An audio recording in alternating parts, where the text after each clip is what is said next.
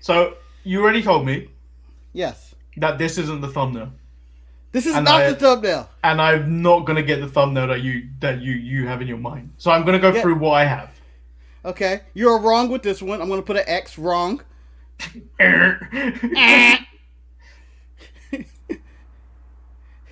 Oh, very nice. But nope. What? Sorry, EO. No drop kick for EO. Well, this is the EO appreciation thing because we don't show her that much love on this channel anymore. Well, we want her. Well, we've decided to have her stripped of her title by Raquel Gonzalez. Stripped of the title. And these graphics make it seem like Rio was on the offense all night. Rio was thrown through a fucking raw wall this night. You know, that's a beautiful image, but it's also wrong. And then this is how it started. This is how it ended. This looks like one of the best sleepovers ever. Clearly, that girl is really tired and doesn't want to mess up her hair in the upper left corner. Like, not today. You got Black Tony Storm in the background over there. Like, it's an amazing sleepover. Oh, elbow! That is a wrestling picture if I've ever seen one. I want you to take note. There is no men in this in the thumbnails this week because I'm dissatisfied with the view counts of the last two videos. I've just dropped. What, you put who's the last one? Bobby? Was it Bobby Lashley? No, Bobby Lashley has stayed at 82. It's a Raw show. I accept that. The Edge one went from like 103 to 64. And then last week's NXT one, the Kyle O'Reilly and Adam Cole dropped again to 60 something. The most clickbaity show on earth. They just won't accept our clickbaits. So now it's all the women independent. Throw your hands up, Batman. Nope. Wrong again. I knew that was gonna be a no. That's a wrong, and it's not because of Ember Moon. Oh, Indi Hartwell, how many did you make? Loads. Nope. Indi Hartwell, who was winded after I think doing one wrestling move the entire match. Like that post-match interview, she just seemed out of breath. Ah! There's a man! That's a man! That's a man looking for his glasses. That's a man looking for where time has gone. And then finally... Oh, Manny, you are so wrong again. What? Yes. This is a nice trump card. And it is a close second. Tian Shaw choking somebody would have been a close second, but no, not this alone. No. And Kate Carter's dead. Well, I don't have the image you're looking for. Oh, you may have, but you decided to look past it. The winner of the thumbnail image that I wanted was the damn dog running through the arena. Why would you want that? Because everybody loves adorable, happy dogs prancing through the ring, strutting through his happy life. That would have had everybody, because people love dogs, especially little adorable ones. And there was no one, and I mean no one more adorable than that dog right there. He stole the show. He stole the weekend. The Wednesday Night War died when that dog started walking across the PC. That dog chose to go Tuesdays. The dog's like, I'm not available on Wednesday, so we're going to have to make a change. That dog is over. I can't wait to see it step in the ring. I'm Shotzi Blackheart, the ballsy badass, and you are watching the Untitled Manny and Marcus show. Remember to like the video and subscribe. Ow, ow, ow!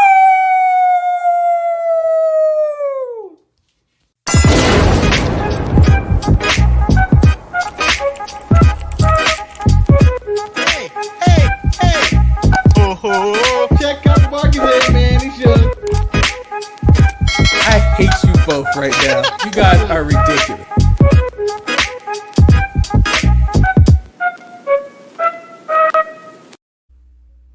There it is, right there. I'm still looking for where Tony Storm's at. Has been on TV for weeks. Neither's Billy Kay. Neither's Bailey. Yeah, it's like a missing women. We have missing women in WWE. Yet we get some fake Caden Carter this week. We got a fake Bea Priestley and Gigi Darling. Yeah, what the hell was that? I don't know. They flashed their names on the screen for like 1 second. No, I had to pause it numerous times to see. And I was like, I'm running out of time watching this show. Okay, so Manny, I want to pause you for a moment. You know in the moment of the Rio, the end, the Io Shirai diving off onto everybody, right? And then all the women from the PC run out and stuff, and she could dive on them. All right, when the black girl first came out there, I thought, oh, Toni Storm dyed her hair black. Because I didn't see any skin color or anything. Because she dressed just like Toni Storm. And then they go to front, that's a black girl! And it reminded me of the times with the old episodes of The Simpsons when they would just reanimate some of their characters they have already drawn but make them black. That's what that was. I was like, oh, they blackface Toni Storm. That's what happened here. You are a bad person, sir. I've been a bad person my whole life. It don't matter. Who gonna cancel a show no one watches?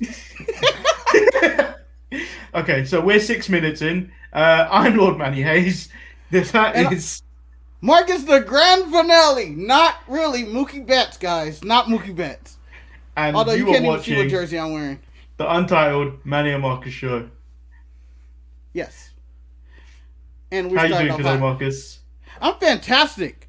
And this is the Wednesday Night War, the final edition of the Wednesday Night War, unless we find another show to compete with AEW on Wednesday nights. This is the final episode of the Wednesday Night War.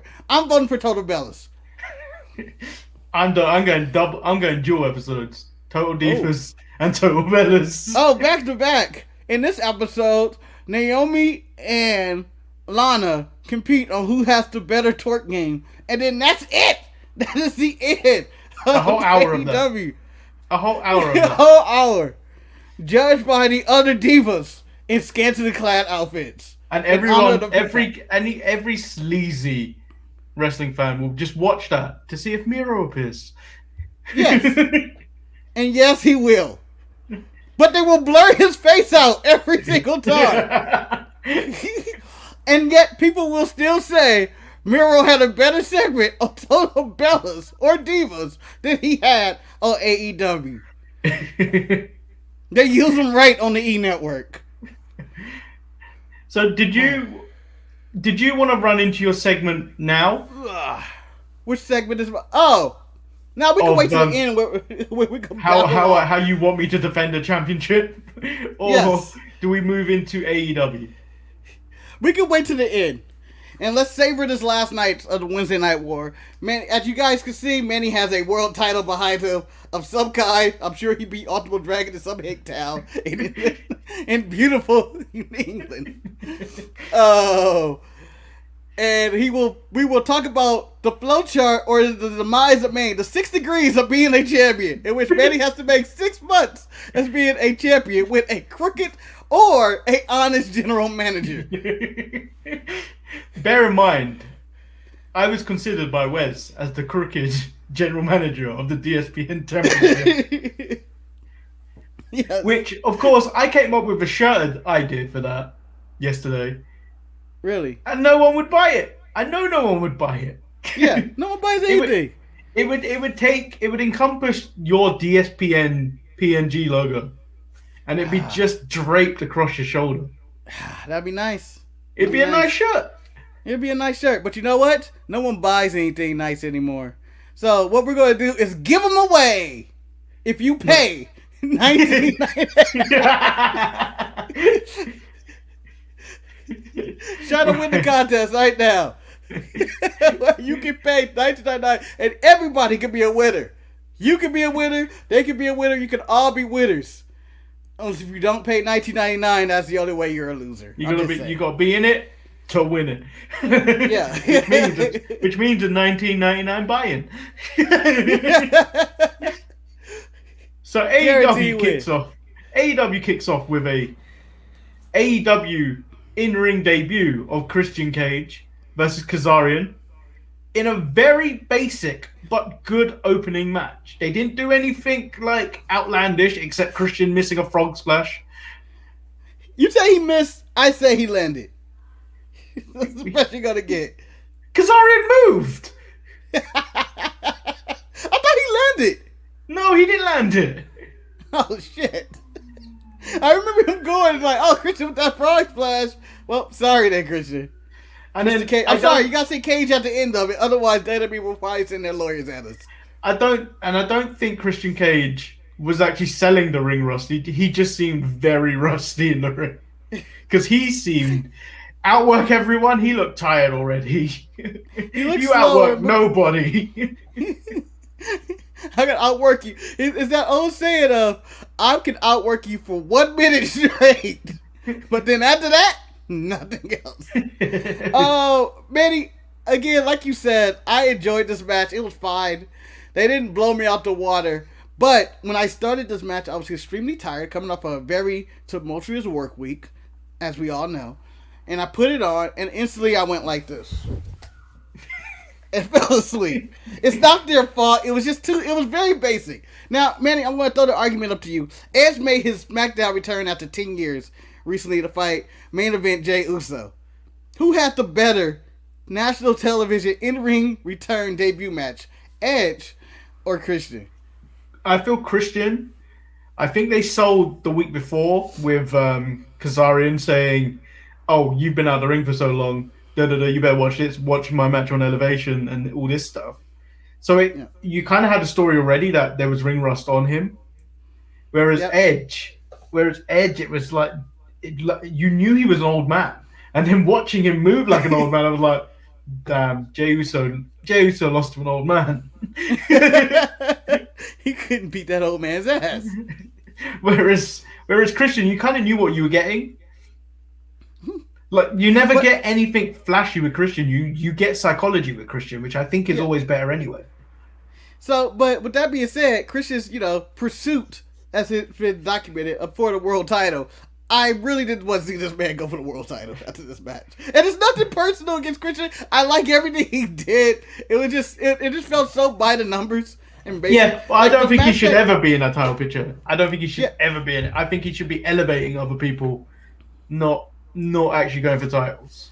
Yeah. So this reminded me of a match that was on the show, I believe next, in which Cody wrestled QT Marshall in the exhibition form of that match. They were having the exhibition, right? So they're having this exhibition, and I was thinking about Christian and Kazarian. I felt like they were having the same exhibition match.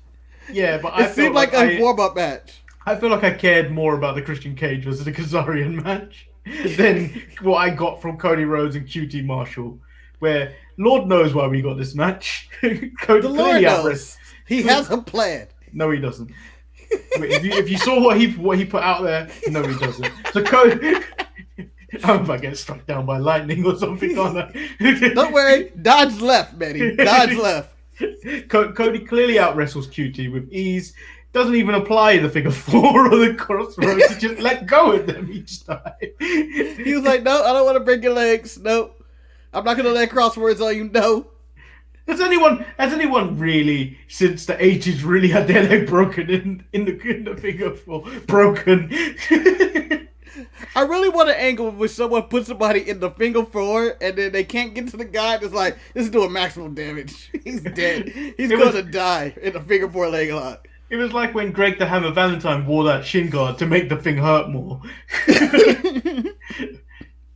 Yeah. And the only time I've ever seen someone in the figure four that actually looked like they were in pain was that god-awful British Bulldog versus Shawn Michaels match in the UK for the European title when Shawn Michaels had him in that figure four leg lock for what felt like 45 minutes. It was as long as Damian Priest versus Elias. Rumor has it that's still going on in the Performance Center. I heard that they're in fall. They're still in the first fall. Only Priest is 1. Elias still 0. The second fall is really hard. Best 2 out of 3. So QT slaps Cody and then also punches Arn Anderson, which you know how we both feel about Arn. Yeah, useless right now. Does that raise QT a little bit? No. I'm thinking 0.5 of a percentage. Not too much, not too high, but 0.5 of a percentage. No, I'm not going to do it. I'm not gonna do it. It was a cheap shot to Arn. You're telling me Arn didn't deserve it? Arn deserved it for throwing up the 4 where he saw Shawn Spears and the Revival all in the ring together. Who I believe died tonight, but we'll get to that in a minute. So some of the Nightmare family stand with QT, taking out older members of the Nightmare family. And former Mr. Bailey was also a part of that group. Mr. Bailey, the Christmas poo. And they powerbombed Lee Johnson onto the stage. Racism number 1. I feel like he got the worst of all this. That was the first act of racism. There's the first act of racism on the Wednesday Night Wars this week. Hold on, let's make sure we got our racism checked. Checking all boxes this week. And then no one asked Dustin Rhodes to bleed, but he did. He's power driven on the steps. And then a boxer drops Cody. And then Red Velvet makes the save before they just tried to break Cody again.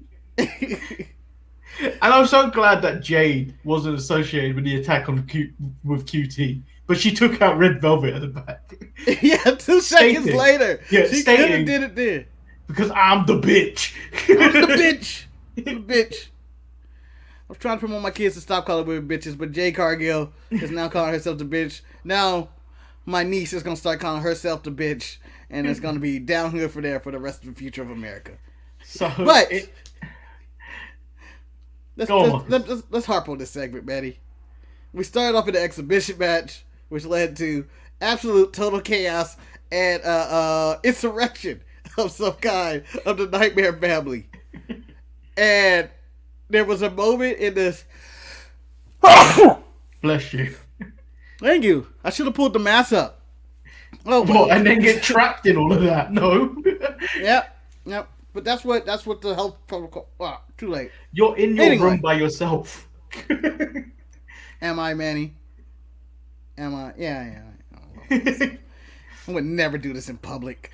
But all right. So here's stuff that stood out to me in this segment. Number 1. Cody could have ended this match anytime. Would this insurrection still happen if he would have tapped him out the figure 4 or landed crosswords on him in the first 2 minutes of the match? Yeah, either way, On was going to get it. Either way, because I think QT would have got his heat back and punched On anyway. All right, number 2. I feel like this just happened like last week with MJF. This whole story. Like, you could criticize Dynamite for one doing the tag team champions feud with the tag team titles or whatever heavyweight title match they're trying to do. But AEW has done more heel faction turns in the past 3 weeks than anybody can imagine. This week was the exact same thing as MJF did, and to the point where QT Marshall just set up on the stairs, a la the way MJF set up on the turnbuckle when his team turned on the inner circle. It was the exact same thing. QT starting the new job squad. They're all jobbers. I don't see a single star being made out of this group. However, not one. I don't. They've obviously outlined that Lee Johnson is not even considered a jobber. That one victory, Manny. That one victory he deserved to get his ass after like 400 losses. All right, Manny, my last question about this segment was AEW Dynamite the same without the Gun Club at ringside? Is it a Dynamite if the Gun Club isn't at ringside? No, it becomes dark because the Gun Club are normally wrestling on dark. The segment, I guess, is fun. I don't know. I think I'm mixed on it, in which I don't care about QT Marshall. I feel like it was a rerun of every heel faction created. Like, it's too many. It's too many stable factions. Do you know what the problem with this actually is? There's never been enough of the Nightmare family as a collective anyway. So for them to break up doesn't even make sense. I feel like it's like, what? I didn't care about these guys. They make it seem like we care. It make it seem like we care about these guys, and I really don't. And when Escobar, like Lee Johnson, had that one victory, please don't bring that up. Nothing came of that one victory. Lucha, you can't Rooney rule him here. Lee is the minority hire for the Nightmare family. He was. Him and Red Velvet both. I think they both are in the Nightmare Family. They have one black woman, one black man. That's the lie. Okay? That's a lie. Well, another thing that WWE get a lot of flack for is when they just pair two guys together out random and make them a tag team. Yep. So that's Ethan Page and Scorpio Sky, but I actually feel like this might work. Wait, when did this happen? So they both did like kind of dueling, not even dueling, like promos like this. Yeah. Like this, and they were both saying pretty much the same things that they're both overlooked. Yeah. And next week on Elevation, they're facing some. I can't remember. Oh, that's what he said about Elevation. I didn't catch the match he was saying. I just heard the next week Elevation. I didn't know they were teaming up. Yeah, they're teaming up. Nah, pass. Stop trying to sell me on Elevation. But the problem with this is there's already far too many tag teams for me to care even more about another one. Yeah, establish a single wrestler. I was hoping Scorpio was good. When Scorpio said, "Hey, catch me out on Elevation," no, your turn was on Dynamite. You should be feuding with Darby. I don't know what happened with that. Like, Cody and Penta just dropped. Like, I felt like that was going somewhere. That dropped. Just, don't continue the stuff on Elevation. Continue it on Dynamite. Yeah. The weekly show I watch. So we get Jon Moxley versus Cezar Bononi, which I don't even care about the match, to be honest. I don't care for Cezar Bononi, no matter how many times AEW tries to sell me on this guy, including Ziggler's brother and the other one that I can't even remember. Fuck them all. This match was stupid, and I wish it didn't happen. Yeah, Jon Moxley said he was going to kill him. Moxley's promo was basically a moody old man that was pissed off about everything. Well, Kingston's dead, and he's just there, and I'm like, whatever. Get your world title back. Stop with this mid-level shit. And then MJF's gift to the Pinnacle. He gives them a stylist.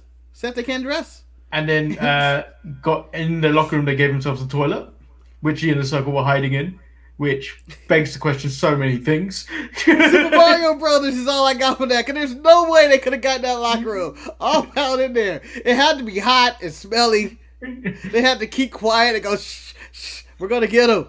We're going to get him. It led to a brawl, and I'm pretty sure Sammy Guevara killed Sean Spears by slamming his head in between a door.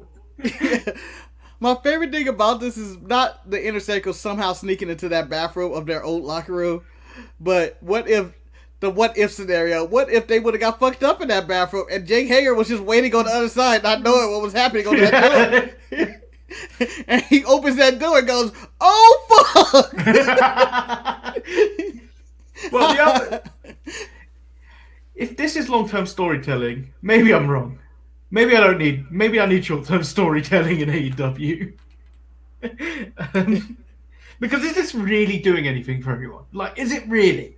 Like, I need all AEW fans to come in the emails, in the comments, in the live chat, wherever they are, because El Lucha loves in the live chat, and tell me, is this actually doing anything for anyone? Because it's not. I feel like they came back like a week too, like maybe 4 weeks too early. This has been going on. This has been going on since, I want to say, October.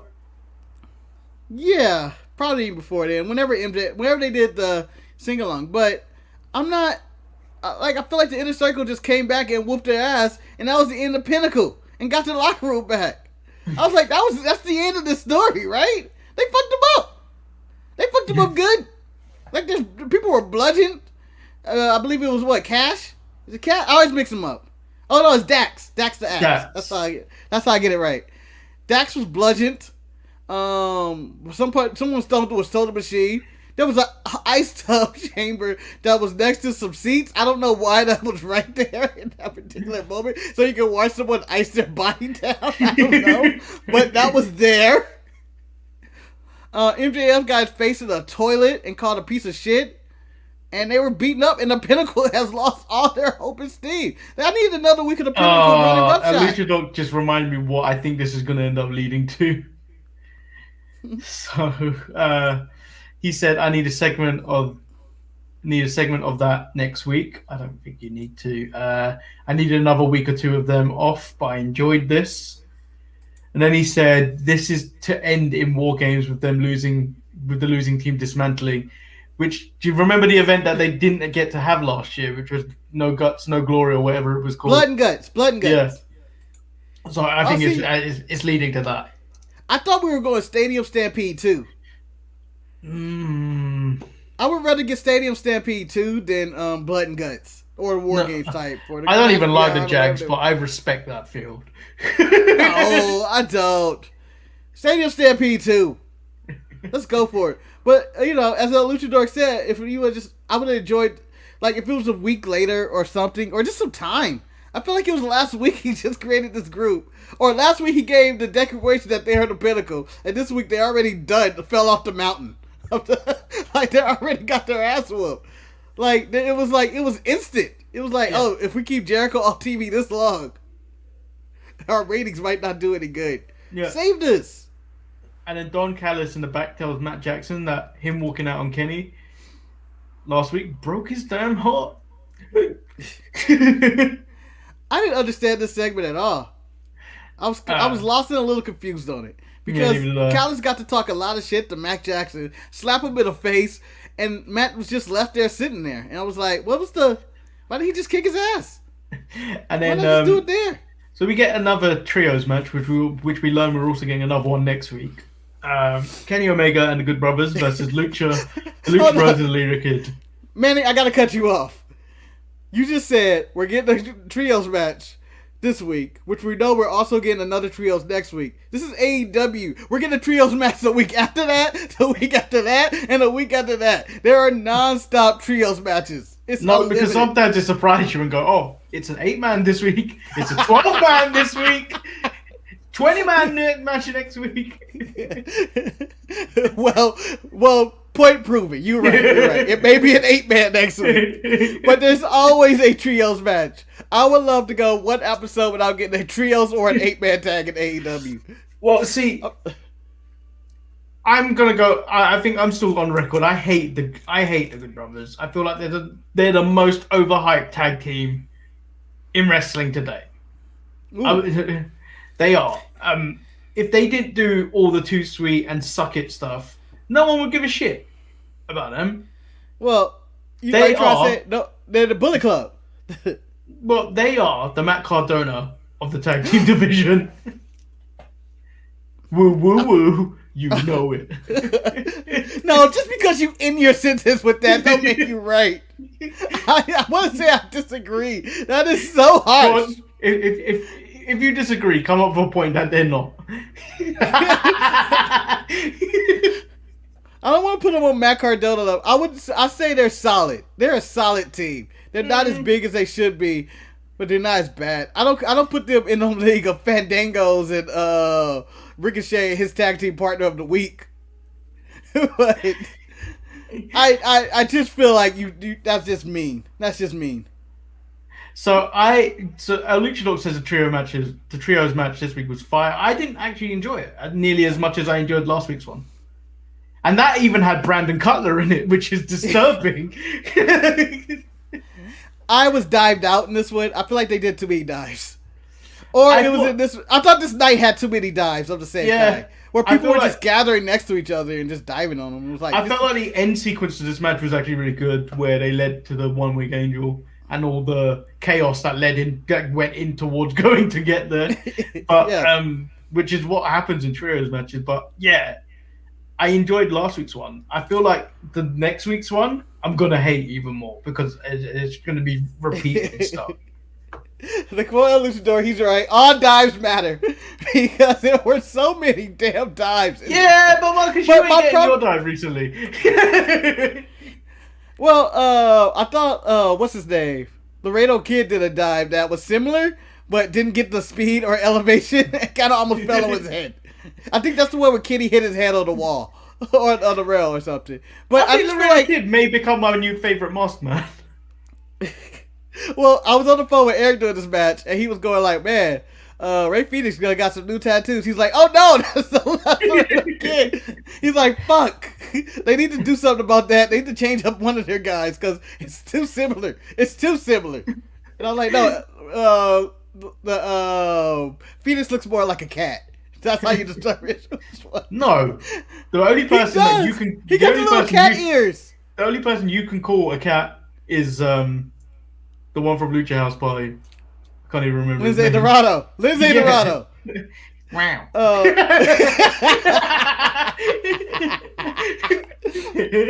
So, yeah, to me in this match, I just felt like a lot of the dives, everybody just you could see the gathering, and it was just too obvious. It was just too much.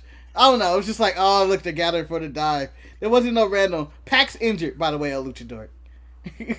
Oh, you're actually paying attention to chat. I'm actually looking at chat. I respect the chat. For weeks you have not paid attention to chat, and now you're suddenly doing it at the end of the Wednesday Night Wars. What is this? Let me tell you what happened, Manny. There's a button on here on StreamYard that says comments or whatnot. I have finally clicked that button, and now I realize I can see the chat. It's taken you how long to realize that? We've only been using this for like how many months? What can I say? I don't click buttons, okay? I don't push people buttons. I push the wrong buttons, all right? I piss people off. I don't push real logical buttons where it says comments. So, okay? We get a decent women's tag team match on AEW. Conti, Shida versus the worst one, the Bunny, and then Nyla Rose. I feel like Matt Hardy made a bad business decision trying to push the Bunny. Yeah, he is clearly the worst one out there. If you were gonna make an investment, Conti is the one. Yeah, he should have went to Statlander, Penelope Ford, or whoever else is out there. My question is, Manny, do you see improvement in this women's division? Do you see like it's actually doing stuff where we're going like, oh God, not the women's match at AEW? Well, no, it. I think it went there. Oh no, that's too high. It went about here. It went about here with the Brit and Thunder Rosa match, and then it's. I wouldn't even say it's plateaued. It's starting to slowly dip again. Okay. Maybe with the return of the alien, Chris Statlander, it might improve. It might go up, man. Maybe this division isn't as bad as we thought it would be. Maybe it's not bad. It's just that they don't invest time in it. Yeah. All right. It's just you get one segment a week, as opposed to NXT this week that threw 3 back-to-back women segments just out of nowhere, going like, that's 3 back-to-back women matches. No, wait. All quality. Wait. Are you talking about all the attempted attacks by Io Shirai? Well, no, I didn't even add those in there. I know we jumping to NXT. You had Zoe versus Raquel, also an EO attack. You had Indi Hartwell, Candice LeRae versus unnamed jobbers. I believe one of them was Gigi Darling. I have the names. Okay, I didn't get the other's name at all. And then you had Zayda Ramir. And then you had Tien Shaw, attorney at law, with Xia Li versus Casey Calazaro, who I thought died and was never going to wrestle again after they showed her injury, and Kaden Carter. She was back in like 2 weeks. She didn't die at all. So I was like, both move. Yeah, I think Conti looks like the one they should be pushing instead of the Bunny. But like, I need to see more investment in their women, especially on their main show. You know what I need to see more investment in? Hangman Page. He rode off with the Dark Order on the lawnmower and never came back. I told you. With all these people coming in, he's the one suffering the most because he's fallen down in the pecking order. Yeah, it's like, man, what happened to that guy? He disappeared. And this Matt Hardy, Matt Hardy was talking about how he lost his quarter earnings. Who took your quarter one earnings? Why are we getting more Matt Hardy and his ragtag groups of the Suicide Squad together? and all these, it's just too many heel factions. At least if you're going to do a faction-based organization, you got to give me some babyface factions. You got to give me some face factions. There are zero. It just seems like one guy versus a faction. It does feel very much WCW when there was factions all over the place and you never really knew what was going on. Like when you had the Flock, the LWO, the NWO, NWO Wolfpack. I can't remember. WCW on its own. I can't even remember the rest. 3 count, whatever, Whoever Lodi was going around with. Oh, the block. Slash whoever Lodi was with, to be honest. Lodi was in like 80 different factions. And I'm including the LWO, the Wolfpack, the NWO. He was with Horace. It just goes on. They need to. Lucha says they need a trios title. I don't think they need to add more titles to the mess that already is their tag division. They need to focus on their tag teams. If anything. Go on. Just so many people are disappearing in their tag team division. The hybrid, I'm assuming it's gone because Jack Evans has heat on him or whatnot. Don't know what happened to the Acclaim. Top Flight is only featured on Dark or Elevation of Dark or whatever. I thought one of them was injured on Top Flight. I don't know. I really don't know. I just feel like people are disappearing. Like, their tag team division seemed deep, but now the Young Bucks are yet to defend their titles. They defended as much as Darby Allin defended his North American title, or as much as Ziggler and Rude has defended their tag titles. No, I think the Young Bucks have defended it more than Ziggler and Rude. I don't think Ziggler and Rude have defended it at all. Okay, so what I like about Ziggler and Rude not defending their titles as heel champions is that it's acknowledged every week. Why aren't you defending your titles?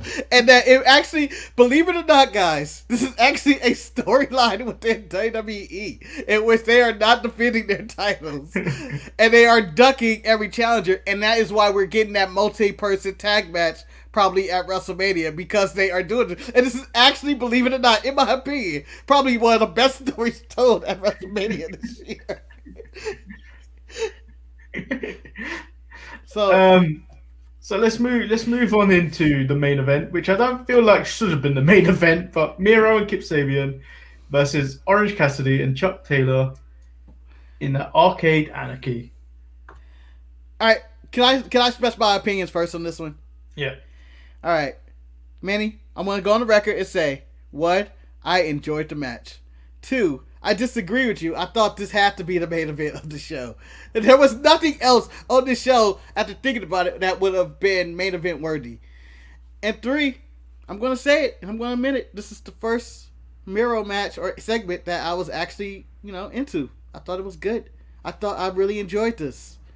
And I don't know why. Do you know what I enjoyed about this match? Yes. There was a Lego drug mule bear. There was, which I thought was a really nice touch. Chris Statlander returned, which brings back the women's division to some credibility.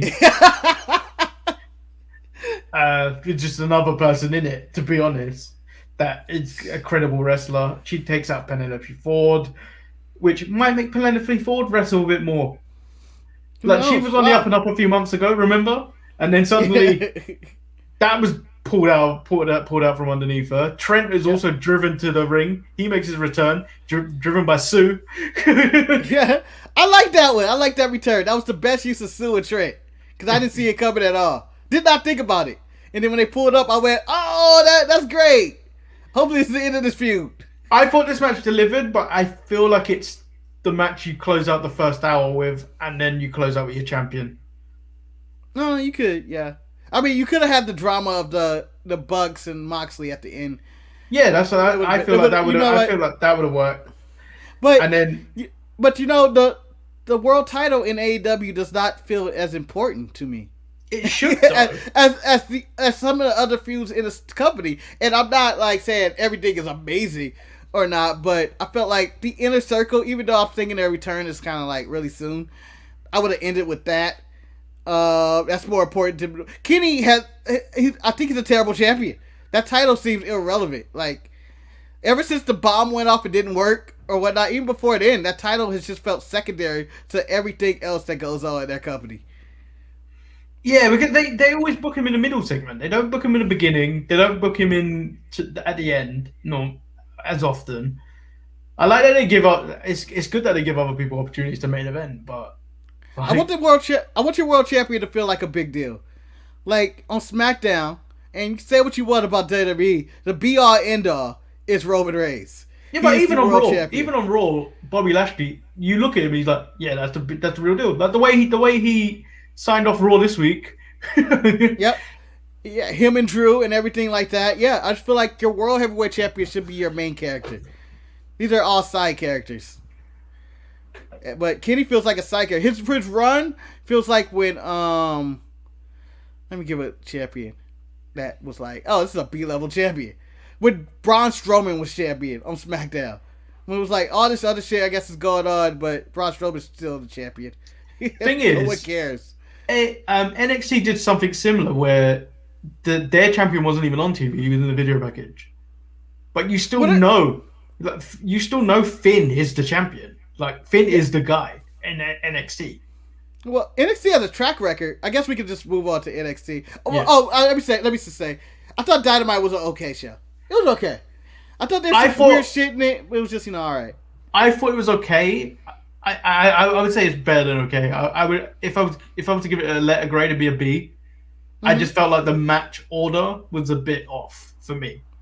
Yeah, I agree. Like, it was nothing to hate. I feel like Dynamite is actually getting better lately. I don't know what it is, but I feel like their show is actually getting better as they're doing things. They're doing little things better, but then they're also fucking up on other things. Well, so, I think with NXT and AEW both being on separate days now, I think both shows will do better because they're not going back and forth against each other. They're not counter booking each other anymore. Yeah. Maybe you let the show breathe. Thing is, with NXT, you know what show you're going to get. With AEW, it's one of those things where you're not 100% sure what you're going to get. Yeah. I feel like, since they're moving on different nights and you're saying, like, they may change up how each show may change, NXT is going to stay the same show. I think they're going to do what they're doing. I don't feel like they have to change too much up. I think AEW may change things up, and it may be for the better. Hopefully they slow things down and not throw a million different stories at you. Let's get some mic time from certain people and talking and, Well, and why has Thunder Rosa not been on TV? We got a Brit segment again, but still no Thunder Rosa who won the match. Thing is, for Dynamite, it should be their big bangers. It shouldn't be like lower level feuds going on. Like, all this Matt Hardy stuff should be on Elevation, or it should be on Dark. It shouldn't be on the main show. Yeah, and I also want to say that, you got Big Show, and I know I haven't watched Elevation. I don't know if he's good or not. I watched it this week, and I'm not feeling the commentary by Big Show. It may grow on me, but I'm not feeling it. I just feel like there's better use of him. You got Paul White. He should be on Dynamite. But you know what I'm going to give Dynamite more points for? Minimum Sting this week. No Sting interview.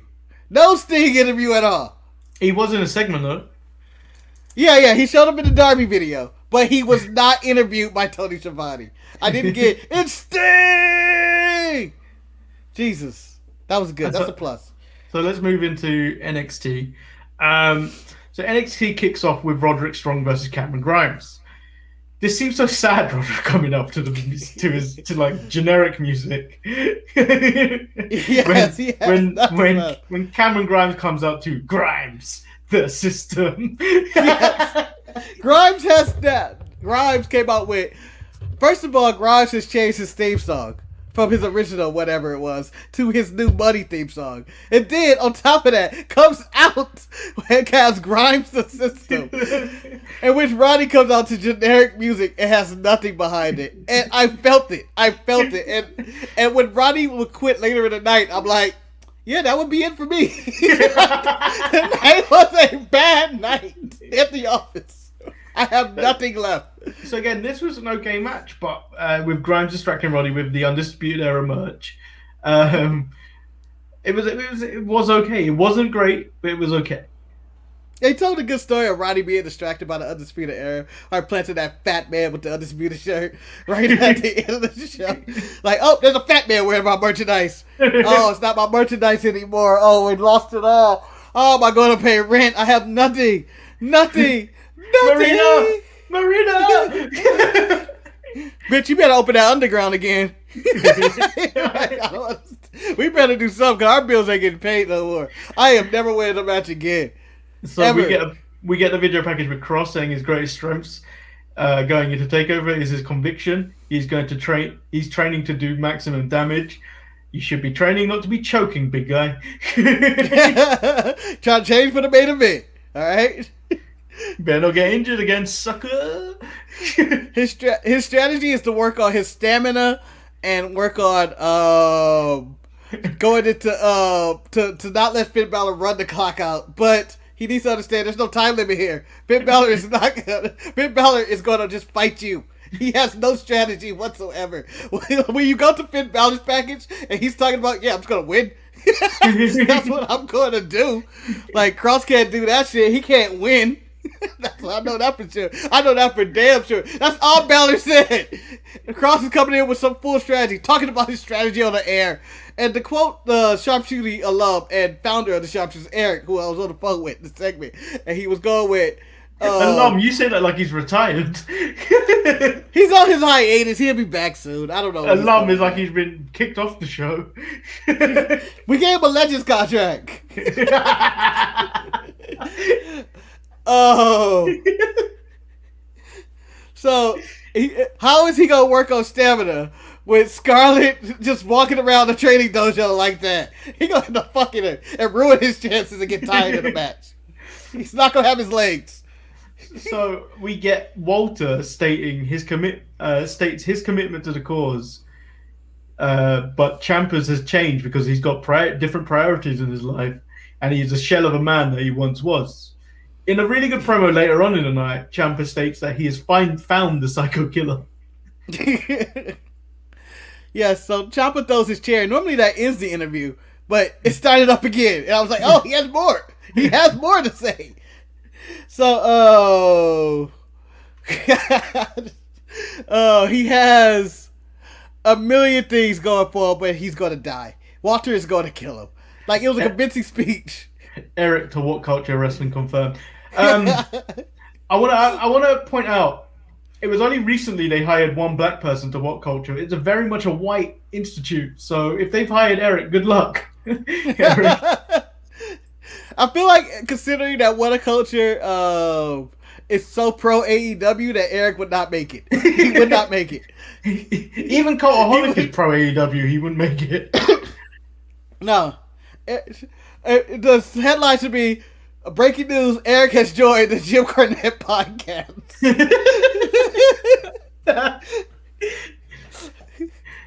White Culture Wrestling. Yes. So, Santos Escobar walks out there, says he's going to do an open challenge so he can show Jordan Devlin what he's in for. He is the emperor of Lucha Libre. Out comes Tyler Breeze. That was the last person I was expecting. I was like, oh, he's going to get... Because he was talking about the greatest cruiserweights of all time. I was really hoping Buddy would have came out. See, some people need to start putting respect on Tyler Breeze. The man was good. He's solid working. He's still good. Let me tell you what he is. He's young Christian. That's all he is. Yeah, that's as far as he's going. And there's nothing wrong with that. There's nothing wrong with that. There's nothing wrong with that. It just doesn't mean you have star written all over you. To Tyler Breeze's resume, he has wrestled Juice and Thunder Liger and lost for no real reason. I'm just saying, he's serviceable, but when Escobar was cutting his promo, I thought they were going to bring out one of their past great cruiserweight champions, whether it's Pac, Adrian Neville. Oh, because they can bring Pac in. Yeah, Mustafa Ali. He wasn't cruiserweight champion, was he? Cedric Alexander and Tony Nese. No, I'm just playing. It's Omori. The greatest cruiserweight champions of all time. The now homeless Cedric Alexander. I'm just saying, all those guys should just go to NXT. Buddy, Cedric, Mustafa, all of them should go to NXT and join that cruiserweight division, because that cruiserweight division will be fire. Let's just end 205 Live, where it is, where it stands. God rest his soul. Bring Mansoor over to NXT permanently, and then we can be done with the rest of fire everybody else. Sounds horrible and harsh, but maybe we'll save Kalisto too. But Tony needs to go. Nah, Kalisto's a snake. He can stay where he can go. He can be fired. And I feel totally fine with it. I honestly feel Tony needs to be fired.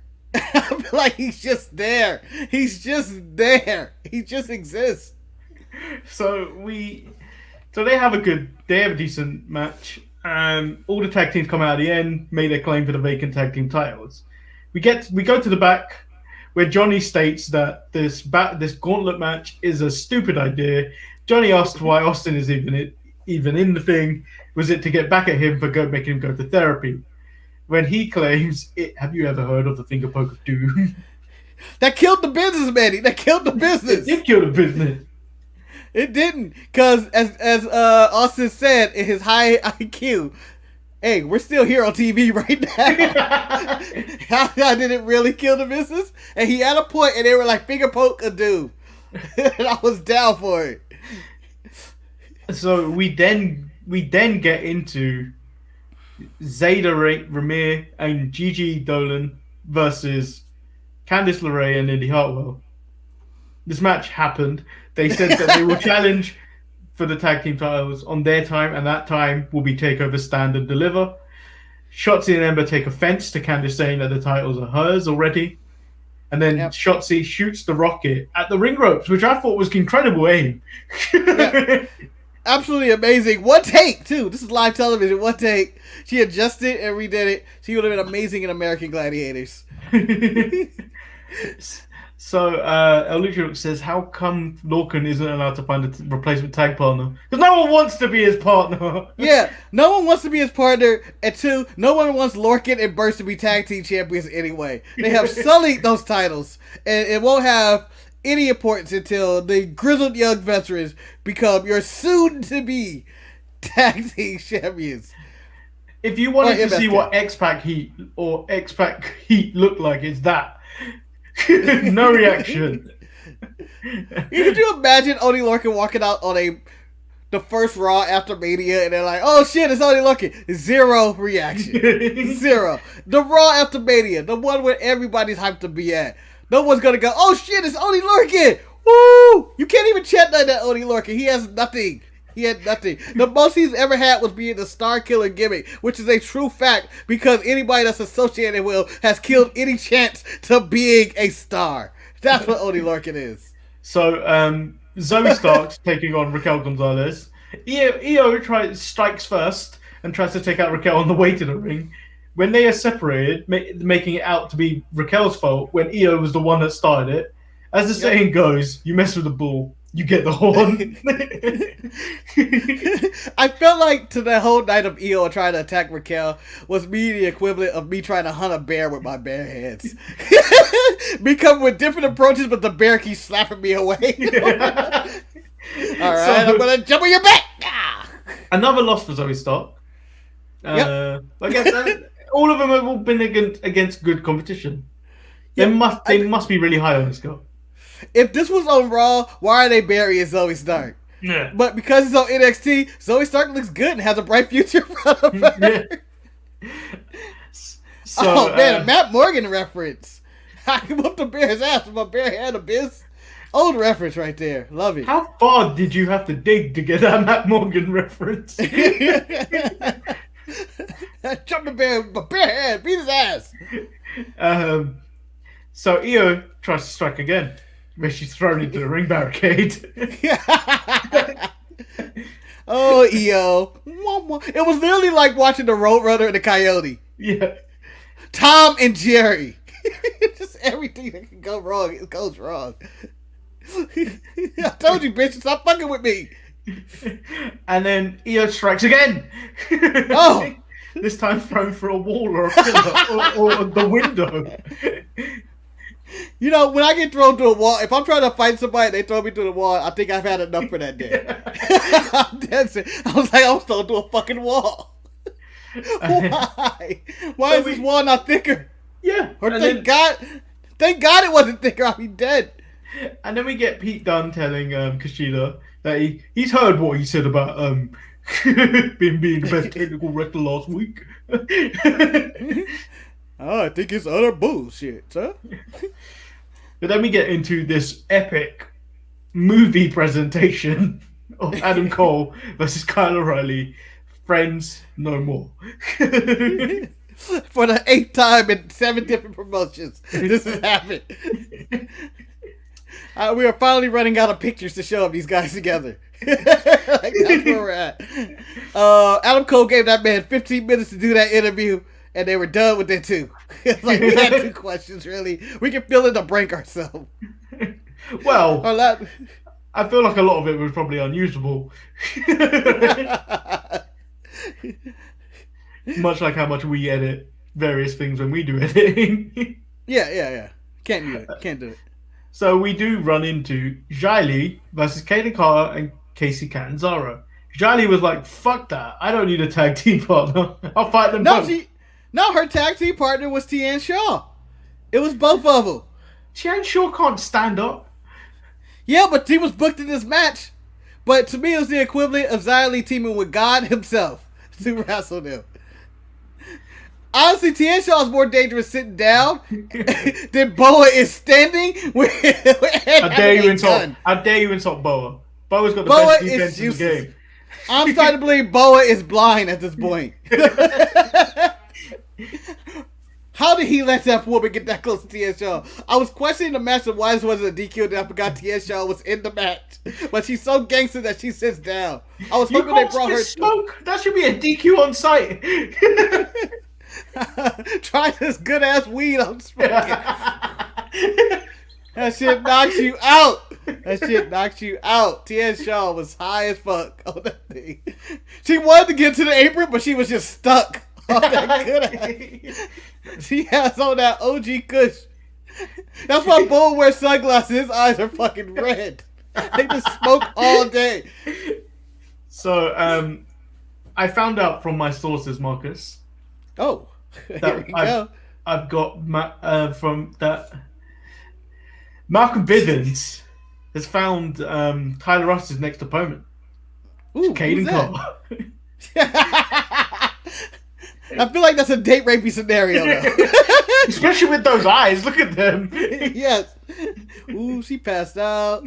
I would be shocked if Caden Carter be able to pass a drug test to do this match next week. So we get Taya Valkyrie teased with Frankie the dog on April 13th. Yes! No! She's Frankie. The dog isn't named Frankie. She's Frankie. I thought she was... No, I thought it was the dog. No, she's Frankie. The dog has no name yet.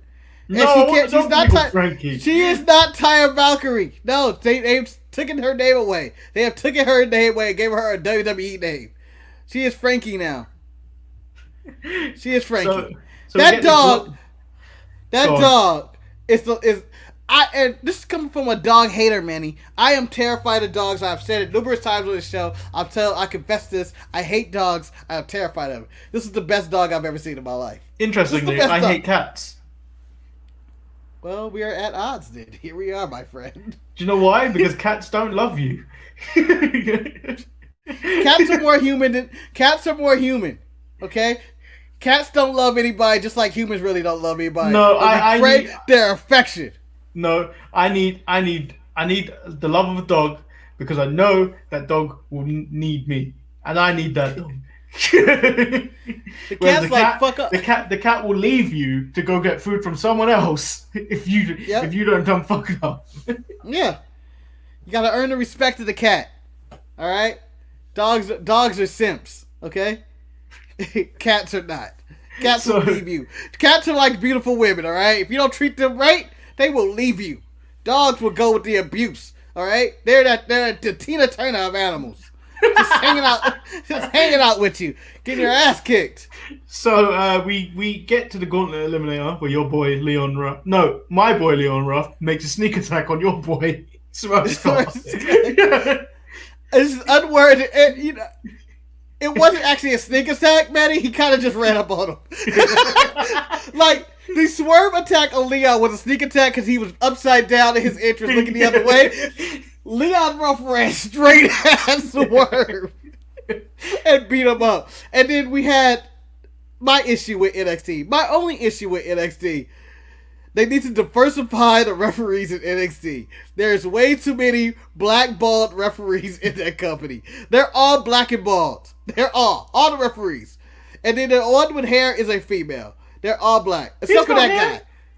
Yeah, he has a tan though. A very tan. I think he's the Asian one. And then there's the orange one. Yeah, but then there's that guy. If we go through the Rolodex of thumbnails, you'll realize there's a black ref in all of them. Look at that! There's three there.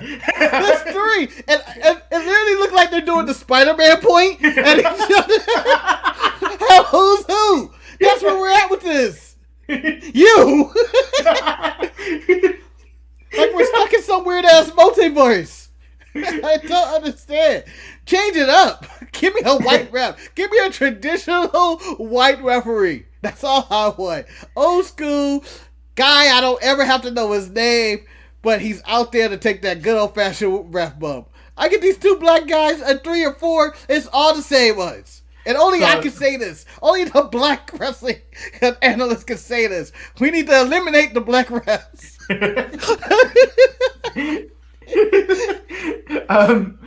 So the only thing of interest to me that happened that came out of this was we're gonna get Pete Dunne and Kushida on night 1 as they both eliminate each other. Very consistent elimination. Kushida was so hell bent on that armbar, which leads me to question why Ruff and Swerve are made it to the final 6. I appreciate that one. No, Ruff shouldn't make it to the final 6. Ruff is gonna. He's like the first. He's 6, right? He's gonna be the first one out, and Swerve's gonna be the second one out. Yeah, maybe. I can see Swerve getting past us. I can see Swerve getting past the second one. Which I felt like the way Bronson Reed eliminated him was the second racist moment of the Wednesday Night Wars. Bronson Reed, but he's New Zealand and from an islander. How is he racist in this scenario? He's a person of color. You don't know about Samoans, the hatred for... Well, I want to point out my highlight is the brilliance of the white wrestler in this one, in which Austin Theory falls out the ring and goes for the Kofi spot. Yeah, that ain't gonna work. When he did the kick up and figured out he had an idea, I just died laughing because I was like, "Oh, how he's gonna get out of this?" And when he was about to do the kick up, I go, "He's not just gonna kick up, is he? Oh, is he going to do something really athletic and kick up and somehow get in the rope, like something that physically seemed like impossible?" And then no, he just kicks up and he's like, "What did I do?" To kill me, floored me, had me dying laughing. So, the order became Bronson Reed, Cameron Grimes, who tried to buy off Dexter Lumis and LA Knight. Then Dexter Lumis, and then the winner was LA Knight, who gets in the face of Johnny Gargano, and then Io gets on the mic and says, "Fuck your moment, LA Knight." And then calls out LA. Raquel for one more shot. She came out there like Mick Foley after falling off the cage.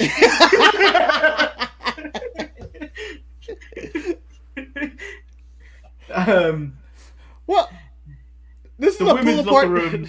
The women's locker room separate them before Io takes flight, lands it, finally takes out Raquel. But I feel like that shouldn't be enough to take out Raquel after what Raquel did to Io throughout the night. No, I think Raquel was like, "This night is only ending if I just go down." Like I felt like that if she would have touched Io this 5th or 7th time in the night, she would have killed Io and not got her title match. Because I threw you through a fucking wall. We should be done. End of segment. End of segment, okay? We are done. I see you next week in the main event. I don't want to cost my chance. I will kill you. And Io was like, "I'm willing to die tonight." Okay? I'm willing to die tonight. I'm willing to die tonight just to get the one up on you. I have to get the one up on you going into this pay-per-view. Otherwise, I have no momentum. So, as we mentioned about stipulations, we do have every title change, you got down your drink. Drink for every debut, return, heel, /face turn. Done. I'm gonna add another one. You gotta sip your drink for every leg slap. There's gonna be 300 leg slaps on this show. By the way, which I still think is the biggest lie in the history of this business, the ban of the leg slap, it is still happening in WWE programming. I see it in every match. Every match. And then, every false finish. Fuck. Come on. O'Reilly and Cole are going to have at least 900. Because we're drinking beer. It's not like we're drinking spirits. And Manny, I didn't know that. You both said we're getting beer. Oh, I didn't remember what I say. But with that being said, in a ladder match, what is considered a false finish? When someone attempts to climb a ladder?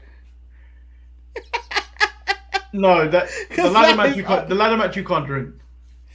No, I believe a false finish is you're reaching for the tippy top, your fingertips almost touching it, and then you do that look down. That is a false finish in a ladder match. Okay, we're gonna be drunk. That's the way it's set up when you put every false finish. This is a takeover, damn it! It's a takeover. Everything's a false finish. Even the show, when the credit comes up and they talk about copyrighted by WWE and WWE Entertainment, 90% of the time on Takeover, that's not the end of the show, and it's a false finish. You know how many leg slaps in a Johnny Gargano match? How many false finishes in a Johnny Gargano match? The fact that he could lose the title, we're gonna be drunk. Johnny Gargano will single-handedly be responsible. I am taking no responsibility for that Johnny Gargano match. Zero. That seems outrageous and out of control. Just out of control. Damn him. So, you had me wanting to defend the title. Yes. You're going to go through the 6 degrees title defense. Manny, you have to survive 6 months as being a champion of the DSPN, and I have to keep coming up with stipulations. Because you said you're going to be a chicken shit, coward, heel champion. Not when you won the title, but after you won the title. Yeah. You will hold this like Gollum held the ring and just go into a cave and hover around it and never fight for it or do anything of any importance with it. So, Manny, pay-per-view 1 as champion. You're going against whoever. I don't have an opponent. The Great Khali. How are you defending your title? The Great Khali? Yeah, why not? I don't know. I couldn't think of anybody. All right. Okay, so basic rules. I get him to I lure him outside. Yes. I get him to go up the ramp because he's a bit like a cow. He won't be able to go back down because he's got them bad knees. And then I run back into the ring and he gets counted out. All right. Next pay-per-view, I book you and the Great Khali in a no count out match. No count out. No count out. How you get out of that one? Okay. I'm about to lock up the Great Khali. Kick him in the nuts. Ah! And then I run away. Damn it. All right. Match number 3 then, Manny. No disqualification. This time, if you want to hit the Great Khali in the nuts, you can. But this time, he can hit you in the nuts as well. And we just have some nut-punching fools in this main event. How much money have I got at this point? I'm making championship money, right?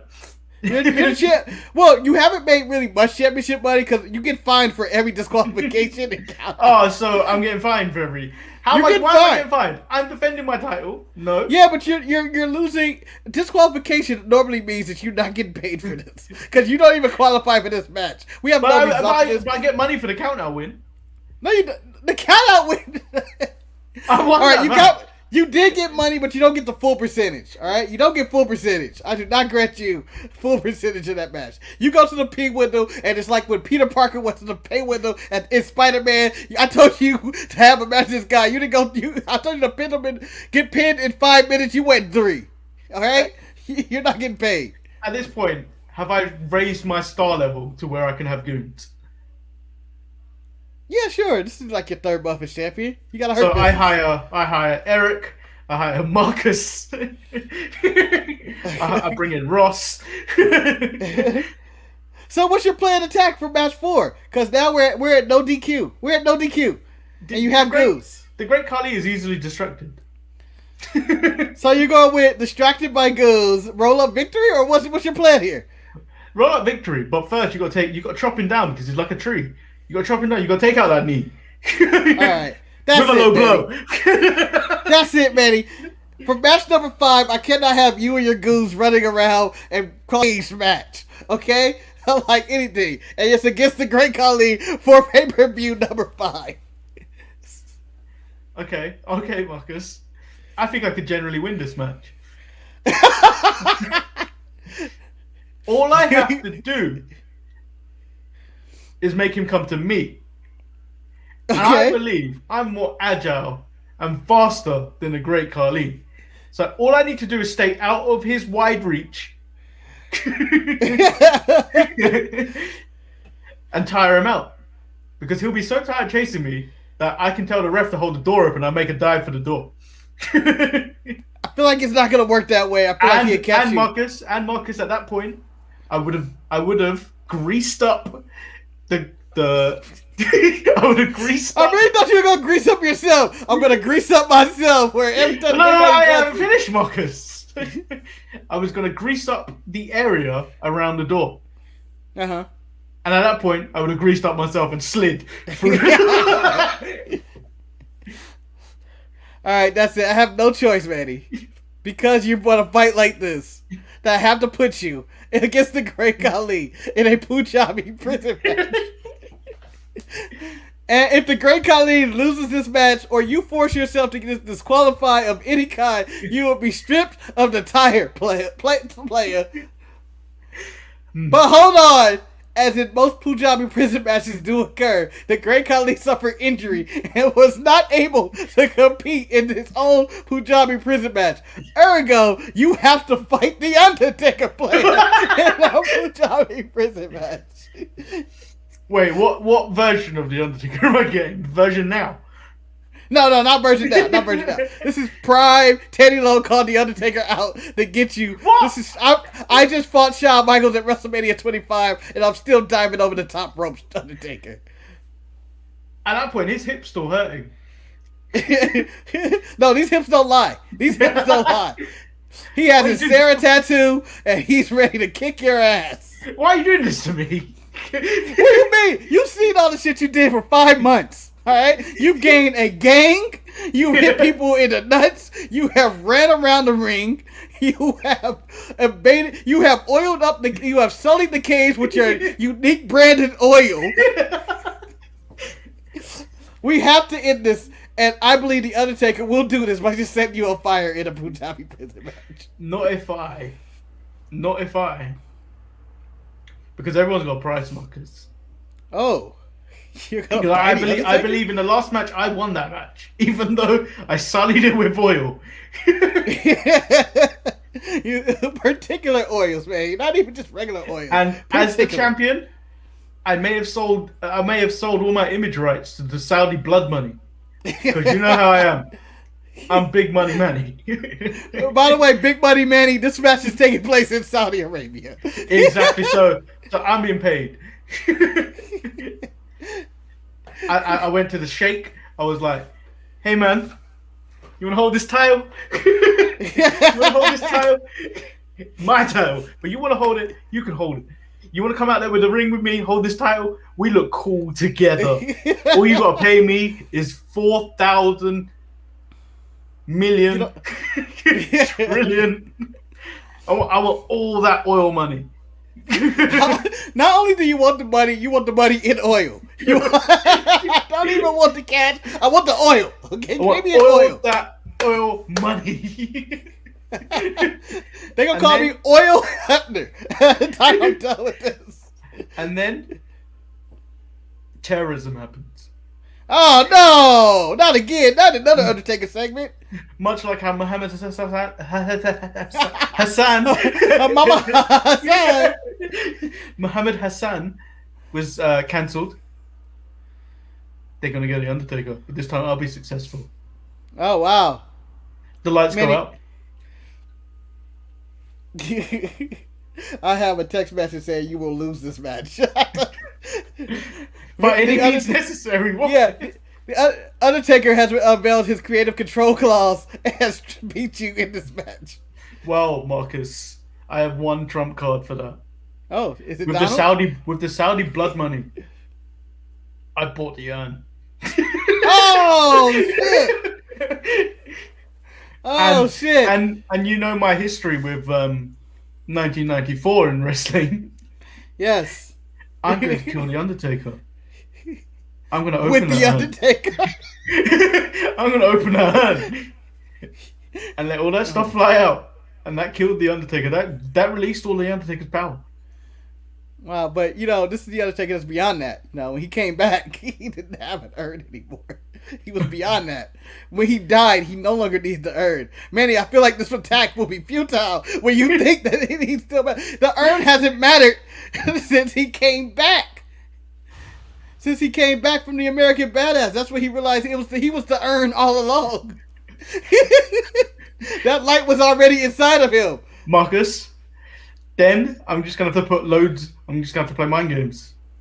On every screen, there'll be images of Paul Bearer. He'll be distracted. Roll up, win. 1, 2, 3. I'm out of there. I may die in the process. He might maven me afterwards. But I have walked out. I have successfully defended my title for the 6th time. All right, feel free in the comments if you think you can find our 6-match gauntlet, the 6 degrees of matches, as you being a heel champion, trying to avoid losing your match. I feel like Marcus went too far into this, because I feel like the first one of me winning by count out should have been just a second match of just another singles match. No one was satisfied with that. You lucky you didn't get a match in the same night. Okay. You're just running away like the Miz. It doesn't work. And then coming back. Oh no, Sami Zayn was the most recent to run away and come back in the ring. I think against Apollo? Yeah. Or is it Big E? It may have been Big E. I think it may have been Big E. I didn't even get a lumberjack match or anything. I went straight into hell with the Undertaker. No, you got the cage. You got the cage when you decided to grab a gang. It would have been a lumberjack match, but a lumberjack match for you would have benefited because you had a gang already. A bang of Nick Cavutos and the Nightmare Family. I forget that dude's name. Could the general manager be bought?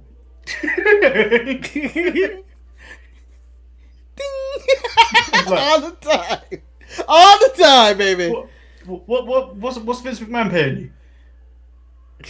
Not enough. If you decide Vince McMahon can pay me, and then you can pay me more. You're a broke champion. You're a broke champion that's winning half your matches at a half rate. You're not. I told you I struck a deal with Saudi Arabia. I just have to make appearances 10 times a year. And I have to be billed from Saudi Arabia. On behest of the Prince of Saudi Arabia. Sponsored by Saudi Arabian Airlines. And I just come up with a bunch of advertisements. Like, I'll tell you what as well, Marcus. For my 7th, I'm breaking his streak. I'm breaking his streak in Saudi Arabia. Yeah, we're going to WrestleMania. Mansoor, you're not making it. Your streak can be over. 41-0, Manny. 41-0. You're not beating Mansoor. I don't think you're coming. You will not come out of Saudi Arabia alive. Because even the Saudi people who are paying you are like, Manny, hand over the title. Okay, hand it over right now. We already have the plates made for Mansoor. We have a parade. The women are going to drive or float in a parade because we treat our women with respect, allegedly. So, hand that title over to Mansoor. No! Murdered on sight and never seen again. So, we get Mansoor throwing your title in the trash can and shit. Like, this is a disgrace. Yeah, that was the most random thing in the show this week. Because if anyone listens to that literally came up 2 minutes before we went live. Yeah. Nothing written down, nothing. Just, how am I going to cost Manny the title? We got to the second stage where he was like, let's save this for the show. That would be a great video game, the Chicken Shit Hill, in which you just go through a puzzle game of which how you're going to defend your title and select the right answers. Oh no! I chose to turn on my tag team partner, who of many years because of... Oh no, we broke up the Hurt Business. I didn't even hit you with twin referees. Or bribing the ref. Well, if you would have went to bribing the ref, let's see, what route would I have gone for? Special Enforcer Mike Tyson. Mike Tyson could be bought too. Damn it! Special referee and 2 special enforcers, Mike Tyson and Edge. And I don't know why Edge, because it's the only enforcer I can think of. Do you know you could have got a better special enforcer? Batman with Chuck Norris. Still alive, by the way. Still alive. And on that note, guys, that's the end of the show. Tune in Saturday for the... Is Eric back on Saturday? Or are we doing the show? We're doing the show on Saturday. And then he's coming back the week afterwards. Yeah. So tune in to the show next on this Saturday, where we'll bring you Summer's SmackDown, possibly some more NXT UK. What? NXT only one person can watch. Me and Manny, the only 2 people to watch NXT UK. NXT UK is actually on VHS, and you have to wait for the other person to watch it while no one else watches it. Yeah, I'll watch it, and then I have to mail it to Manny, and I'll do overnight delivery, which still takes like 3 weeks. So that's how we were tape trading NXT UK. God damn it. Which should be good this week. I think there's always a sleeper match on them. Also, if you need more sharpshooter fix of any kind, check out Randy's playing through of Retromania, which Montez literally said it looked like I had no enjoyment playing it. I really didn't, to be honest. There's no words to it, right? Yeah, it's all. There is some words in the £10 a goal challenge. You get some words spoken by Nick Aldis. No, but I mean you. Yeah, I don't talk to him. Well, I was working at the time. How did he get your emotion out of the way you clicked what you were going to do next? Well, there is actually an additional phrase in there where there is an option to beat up Tommy Dreamer, and you always pick up that option. So you have to beat up Tommy Dreamer. I feel like that's too tempting. As a wrestler, if I was a real wrestler and they said, all right, Marcus, we're going to put you in a program with, let's say Kane and do all this, and, you and Van Dam are going to team up later, or you could just beat up Tommy Dreamer as your next storyline. I'm beating up Tommy Dreamer's ass every single storyline in the mid-card. But he said I think it was the way I was playing, it kind of gave away that I just wasn't interested in it. But it's an arcade game. There's no strategy in it. There was no strategy to it. It's 2D. I didn't really enjoy it. I think I haven't played Fire Pro, but it looks like you would enjoy Fire Pro a little bit more because there's more options to it. But obviously support it somehow. But I wouldn't pay. To be honest, £20 for me was a bit too much. All right. With that being said, we have an announcement to make, guys. I'm joining the Los Angeles Dodgers organization, and I'm leaving this goddamn podcast and my job forever. Take that. I just feel like that was a wasted April Fool's joke. But the Dodgers started opening day today. Tune in to the Untitled Manny and Marcus show on Tuesdays and Thursdays. The show's not going anywhere, even though the Wednesday Night Wars are over. Make sure you check out our merch page at www.storefrontier.com/DSPN. Email the show at thesharpshooters@gmail.com. And make sure you join us next week live as we do a drink along to TakeOver Night 2. And the following weekend, where we do WrestleMania both nights live stream live with myself, Marcus, Eric, and maybe Ryan. And now back to your regular programming. And I don't give a damn. He should be in the Hall of Fame. What? If you're listening to this on audio, you had no idea what just happened.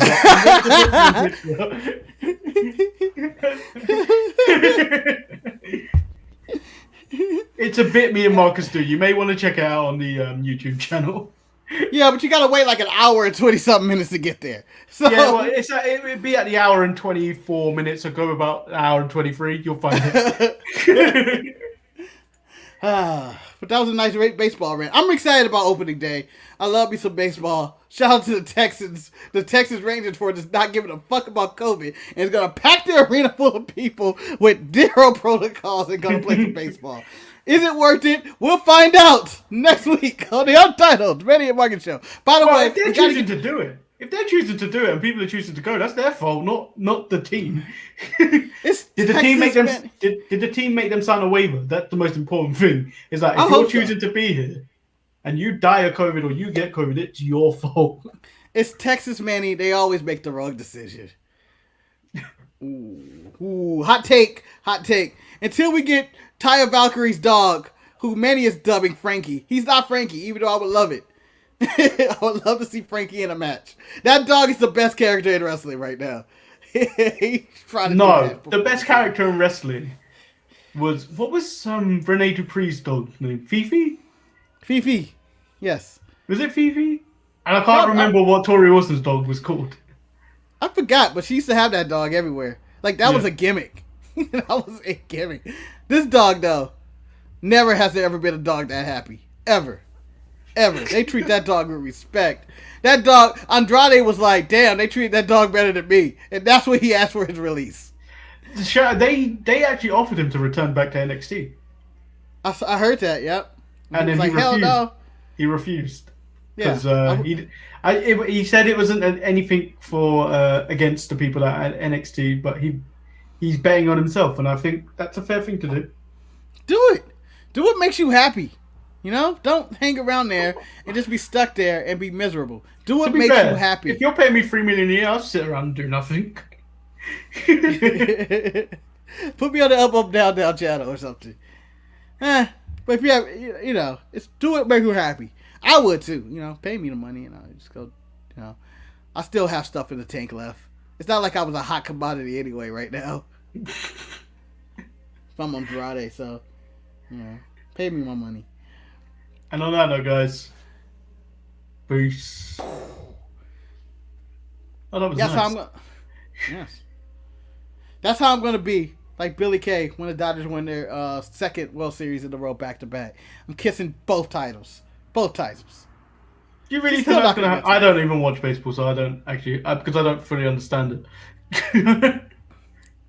Well, to understand baseball, Manny, is to understand patience. And that's all it is. It's just patience. And I believe the Dodgers are going to go back-to-back champions. You want patience. The team is stacked. You want patience. You watch cricket with me. Test match cricket, which goes on for 5 days max. This is why 5 days? Just someone call it off. 5 days, and you may not even get a winner. The 5 days, and you could end in a draw. Why can't we just call it off? 5 days. What's so important about the 5th day? Why can't we just stop at the all right, we're at this for a day. Let's go let's not do this, guys. There has to be a better way to determine a winner. All right, wait. Okay, after a 5th day of playing cricket, do people say, the better team really won that at the end, or they say nah, you know what? I still think that other team was the better team. Normally when it gets to the 5th day, then one of the teams is normally playing for a draw. And that's the loser. Yeah, so that game is patience. Yeah. And on that note, guys, peace. Said bye 3 times. Yeah, they got to. They should be used to that now. Yeah.